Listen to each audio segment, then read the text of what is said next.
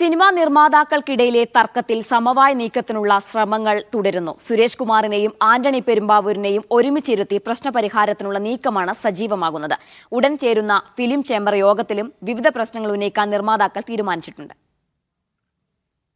നിർമ്മാതാക്കൾക്കിടയിൽ ഉടലെടുത്ത തർക്കം വേഗത്തിൽ പരിഹരിക്കാനുള്ള ശ്രമത്തിലാണ് അസോസിയേഷൻ ഭാരവാഹികൾ. ആന്റണി പെരുമ്പാവൂരിനെയും സുരേഷ് കുമാറിനെയും ഫോണിൽ വിളിച്ച് അനുനയ നീക്കങ്ങൾ ഇതിനകം ആരംഭിച്ചിട്ടുണ്ട്. ഇതിന് പിന്നാലെ ഔദ്യോഗിക ചർച്ചകളും വൈകാതെ ഉണ്ടാകും.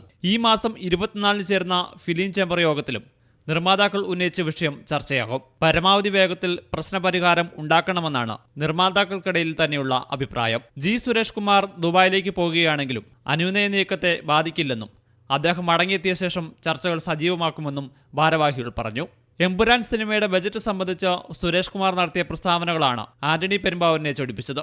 ഇരുവരും നേരിൽ കണ്ട് സംസാരിച്ചാൽ മഞ്ഞുരുകും എന്നാണ് പ്രതീക്ഷിക്കുന്നത്. ഇതിനുള്ള വേദി ഒരുക്കാനാണ് അസോസിയേഷൻ ഭാരവാഹികളുടെ ഇടപെടലുകൾ.